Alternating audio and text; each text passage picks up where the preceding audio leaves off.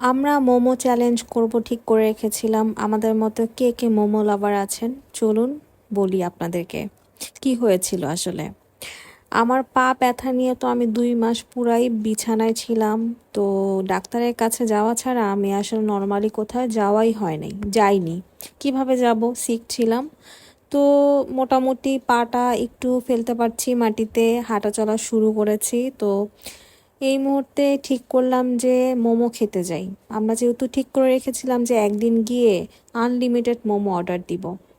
তো নিজেকে মিররের সামনে এভাবে দেখতে পেয়ে আসলে আনন্দ থেকে অবাক লাগছিল বেশি, যে ফাইনালি আমি আলহামদুলিল্লাহ দাঁড়াতে পেরেছি, হাঁটতে পারছি।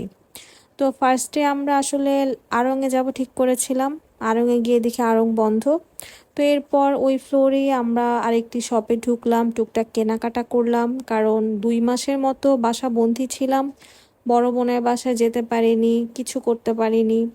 তো আমরা যেখানে মোমো খাবো সেখানে চলে গেলাম, একই যেহেতু এরিয়াতে। তো ভালোই হয়েছে, সেদিন গিয়েছি, একদম খালি ছিল। অন্যান্য দিন এই দোকানটা অনেক ভিড় থাকে। যেহেতু চ্যালেঞ্জ হিসেবে আমরা খাবো ঠিক করেছিলাম, তো দুজন মিলে পার পার্সন বলতে গেলে 18-20টার মতো মোমো খেয়ে ফেলেছিলাম। এতগুলো মোমো খেয়ে আমরা নিজেরাই অবাক, পরে মনে হচ্ছিল যে এতগুলো করে খাওয়া আসলে পসিবল না, হায়েস্ট 8টা 9টা। তো বাসায় ফিরে একটি মুভি দেখা শুরু করলাম। That's all for today's blog.